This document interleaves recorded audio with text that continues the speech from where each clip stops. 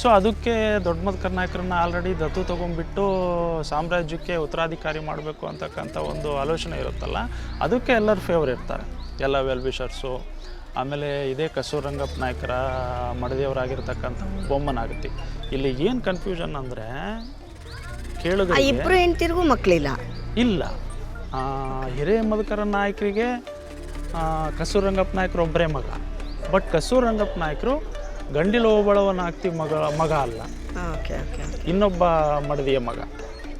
ಮಲತಾಯಿ ಆಗ್ತಾರೆ ಯಾರು, ಓಬಳವನಾಗ್ತಿ ಅವರು. ಅವ್ರನ್ನ ರಾಜ ಮಾಡಕ್ ಬರಲ್ಲ, ಕನ್ಸಿಡರ್ ಮಾಡಿ. Yes, you are right. ಪಟ್ಟದ ರಾಣಿ ಯಾರು ಇರ್ತಾರೆ ಅವ್ರಿಗೆ ಮಾತ್ರ ಅಧಿಕಾರ. ಒಂದು ಆಮೇಲೆ ಇವ್ರ ಹೆಸರು ಯಾರು, ಹಿರೇ ಮದಕರ ನಾಯಕರ ಮಗ ಕಸ್ತೂರಿ ರಂಗಪ್ಪ ನಾಯಕರು ಇರ್ತಾರಲ್ಲ, ಅವ್ರ ಮಡದಿ ಹೆಸರು ಒಬ್ಬವನಾಗ್ತೀನಿ. ಅಲ್ಲಿ ಒಂದು ಸ್ವಲ್ಪ ಕ್ಲಾಶಸ್, ಕನ್ಫ್ಯೂಷನ್ ಆಗುತ್ತೆ. ಸೊ ಆವಾಗ ಮಾಮೂಲಿಯಾಗಿ ಯಾವಾಗ ತಮ್ಮಗಳನ್ನ ಪಟ್ಟಕ್ಕೆ ತರಬೇಕು ಅಂತ ಯೋಚನೆ ಮಾಡ್ತಾರೋ ಅದಕ್ಕೆ ಸಾಮ್ರಾಜ್ಯದಲ್ಲಿ ವಿರೋಧ ವ್ಯಕ್ತ ಆಗುತ್ತೆ. ಇಲ್ಲ, ಕಸ್ತೂರಿ ರಂಗಪ್ಪ ನಾಯಕರು ಆಲ್ರೆಡಿ ದತ್ತು ತಗೊಂಡ್ಬಿಟ್ಟಿದ್ದಾರೆ, ದೊಡ್ಡೇರಿಯ ಕಾಟಪ್ಪ ನಾಯಕರ ಮಗ ದೊಡ್ಡ ಮದಕರ ನಾಯಕರನ್ನೇ ಉತ್ತರಾಧಿಕಾರಿಯನ್ನಾಗಿ ನಾವು ನೇಮಿಸ್ಲಿಕ್ಕೆ ಮುಂದಾಗ್ತೇವೆ, ಇದನ್ನು ನಾವು ಚೇಂಜಸ್ ಮಾಡಲಿಕ್ಕೆ ಒಪ್ಪಲ್ಲ ಅಂಥೇಳಿ ಕಸ್ತೂರಿ ರಂಗಪ್ಪ ನಾಯಕರ ಮಿಸಸ್ಸು ಓಬಮ್ಮನಾಗ್ತಿ ಕೂಡ ಅದೇ ವಾಯ್ಸ್ ರೈಸ್ ಮಾಡ್ತಾರೆ. ಸೊ ಬಹಳಷ್ಟು ಗೊಂದಲ ಆಗುತ್ತೆ.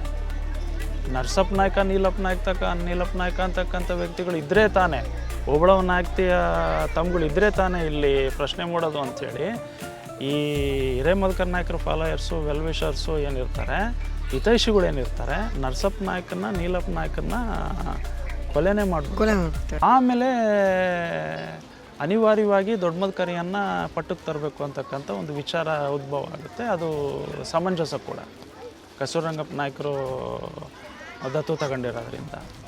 ಬಟ್ ಗಂಡಿಲ ಓಬವ್ವನಾಗತಿಗೆ ಏನಾಗುತ್ತೆ ಅಂತಂದರೆ ಒಂದು ಅನುಮಾನ, ನಾನು ದೊಡ್ಡ ಮದಕರಿಯ ಅಧಿಕಾರಕ್ಕೆ ಬರಲಿಕ್ಕೆ ನಾನು ವಿರೋಧ ಮಾಡಿದೆ, ನಾಳೆ ಬೆಳಿಗ್ಗೆ ಆತ ಏನನ್ನ ಅಧಿಕಾರಕ್ಕೆ ಬಂದರೆ ನನಗೆ ಗೌರವ ಕೊಡ್ತಾನೋ ಇಲ್ಲೋ ಗೊತ್ತಿಲ್ಲ.